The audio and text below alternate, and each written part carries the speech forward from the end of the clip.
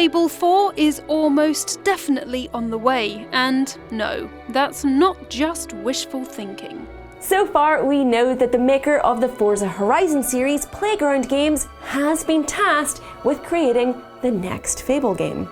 Sources say that 200 people are working on it in the offices in Leamington Spa in Warwickshire, which kind of makes sense, being it's an open-world, character-driven RPG. For a while, that was all we knew, but leaks have sprung up, and, if they're real, point towards Fable 4 being a far cry from any of the other games in the franchise. So, from time travel to the game taking place on a completely different planet, here's what we know about those Fable 4 leaks so far, as well as what players would want in Fable 4 if they could use the Spire to wish for anything they wanted in their ideal game. Beginning with the leaks, these sure aren't what I was expecting. A Reddit post by user lagswag1 lists that Fable 4 is first or third person, up to you by the sounds of it, plus Albion and Aurora have been completely destroyed, having gone the way of the dinosaurs and been hit by an asteroid. Wait, what? Yep. Okay. Hold on, stop, let me explain that asteroid bit. A mysterious king rebuilt the Spire and, turns out, he was a little bit evil. As for his one wish, he decided on wishing for an asteroid to hit the planet, and to do so again in the future. I mean, we've all had bad days, but that second wish? That is just a dick move, bro. But you're gonna try and stop that second asteroid from hitting the planet, we think, getting help from Teresa and the Heroes Guild, who are on another planet, which you access using a demon door. Also, by the sounds of it, Teresa has been resurrected. Somehow? Space isn't entirely separate from fantasy, but the other planet thing is starting to sound almost sci-fi. So a sci-fi fantasy vibe could be on the cards for the location of Teresa and the Heroes Guild. As a whole, the setting is back to being medieval, like the first Fable, with whole new continents to explore. Plus, a return to Fable's original medieval setting means no guns, zero, zilch. But what about crossbows? Time travel is a big part of the game. We'd guess that you could be travelling back and forward in time to stop the asteroid from hitting Albion in the first place. Or maybe stopping the king from making the wish at all. Maybe you'll have to befriend him and make him realise that his wish is gonna end millions of lives. Or figure out why it is that he wanted to destroy the planet in the first place. Players can build entire towns, but that is a part of the main quest. So, if you f*** it up, it has serious repercussions for the rest of the game. Sounds like the natural next step for the house buying and renting process from Fables 1 to 3, and the whole economy system from all of the games. You might have to fiddle with your town's own economy to put your merchants in an advantageous position, taking into account the supply and demand of commodities across the rest of the continent. We've had practice with No Man's Sky and a bunch of other games now, so you entrepreneurs can flex those money muscles if continent-wide economy fluctuations end up being a big part of Fable 4.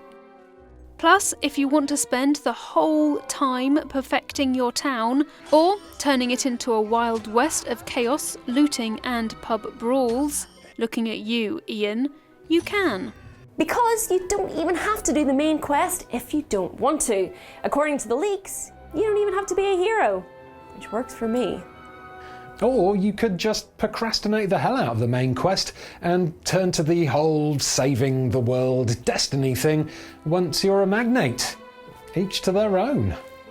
According to the leaks, the world is completely open, built using the Unreal Engine with an in-depth character creator to help you create the hero of your dreams/nightmares if you're heading down the bad boy route.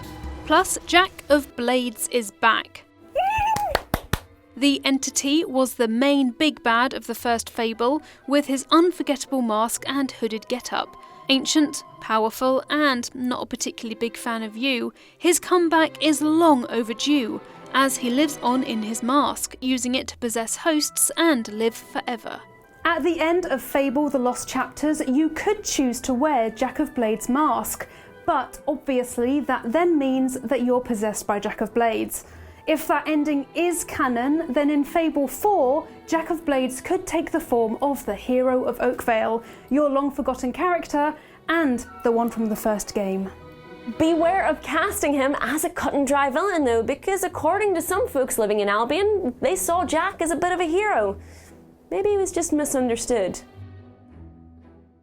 The return of Jack of Blades might also mean that the Sword of Aeons has a role to play in Fable 4. Hurrah! The Sword of Aeons, once belonged to Jack of Blades, but then a chap called William Black stole it, gave it a soul, as you do, and then, to add salt to the wound, used it to kill Jack's physical form. Oh, what a nasty thing to do. Perhaps in Fable 4 you have to find the Sword of Aeons again, just like the hero of Oakvale, to kill Jack of Blades. Again, hey, maybe it'll work this time. The key phrase to bear in mind for Fable 4 is lands reduced to fables, which is one of the key phrases in the alleged leak. Basically, everything that came before is no more. Fable 4, if that is the phrase used in it, is restarting the world of Fable completely from scratch. It's doubtful whether the stuff that you did in previous Fable games will even be remembered, so that might mean that there's no memory of the hero of Oakvale, the hero of Bowerstone, or Bower Lake if you're being picky, or the hero of Brightwall. Or if there is, they're just fairy tales now, or fables. Now onto the next bit. Allegedly, there's a leaked video of Fable 4 online somewhere, but it's debatable whether it's legit or not.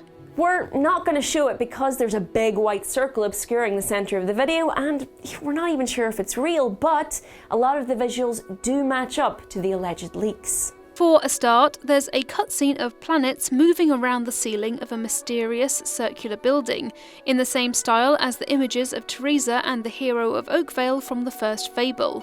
An asteroid collides with the planet, blowing it up. Then we see a quick scene of a black-haired girl with monks, or cultists if you're a pessimist, praying around her.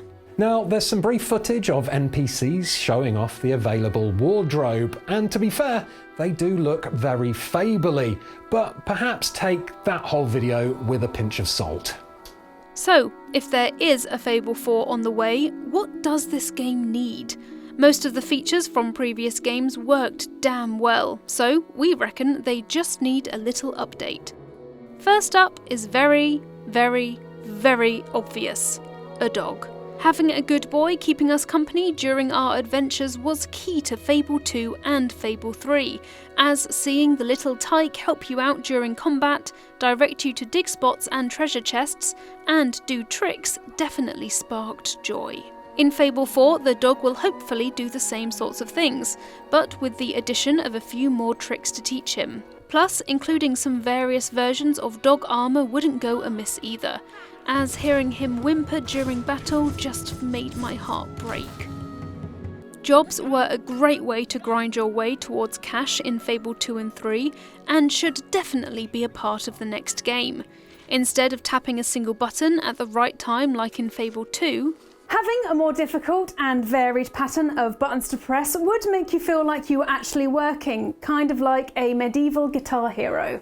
I think we can all safely say that minigames in bigger games can swiftly snowball into a separate game in their own right, like Gwent, Hearthstone or Dota Auto Chess. I'll admit that I didn't really play any of the pub games in Fable 2, but developing a core minigame could make for hours of procrastination while you're drowning pints in the Cow and Corset. Perhaps it could come out as an app too, so you could play it on the go with all of the gold you earn going directly into your hero's pockets. Each town having its own economy, plus rentable and sellable houses and shops, definitely 100% needs to be in Fable 4. I mean, do we really need to even justify this? Being an evil, corrupt landlord and hiking prices, or setting them low to become positively angelic, was a fundamental part of the Fable experience. You could redecorate them in all the games to charge a higher rent, so seeing that feature maker come back, perhaps with the choice to change wallpaper as well as furniture, would be nifty.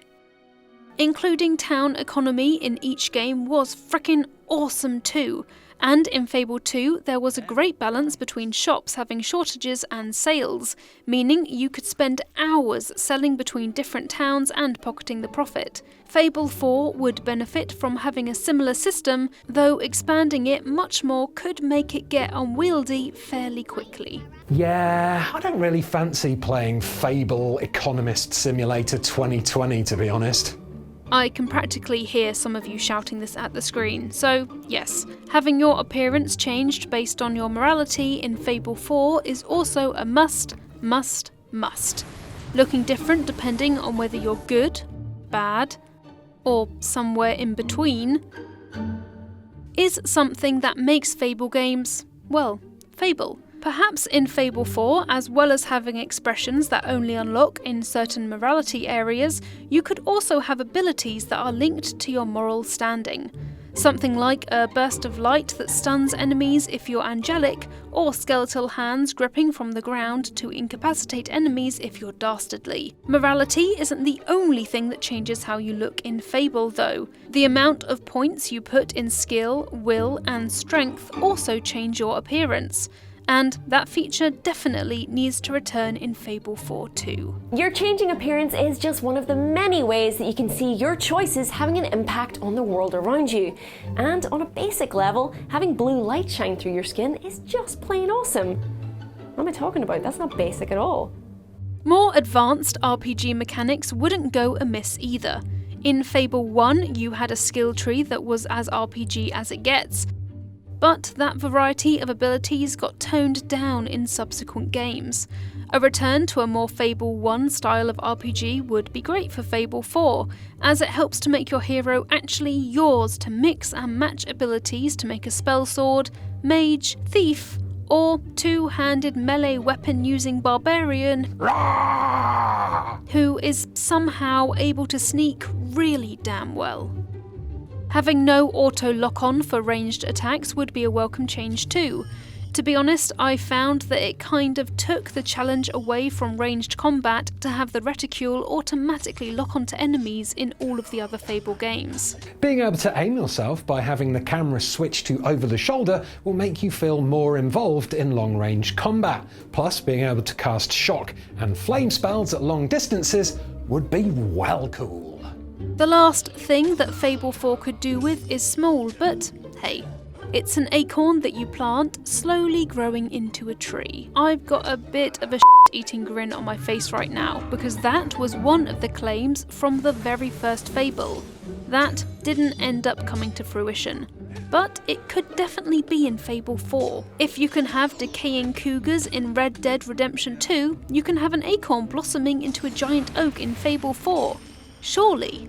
And that's what we know about those Fable 4 leaks so far, along with what we'd like to see in Fable 4.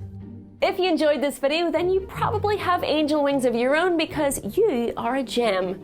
Or demon wings, if being bad is more your jam. Like me. Hit the like button and subscribe to Eurogamer for more videos about this kind of thing, and hit the bell icon to get notified when we create another video. We have new videos out every single day, so you won't be waiting long. That's us done, so we'll see you next time, hero, hopefully with more information about Fable 4. Bye! Subscribe to Eurogamer for milk. Of NPCs showing off the available wardrobe. Wardrobe? Wardrobe? I'm going to drive my wardrobe.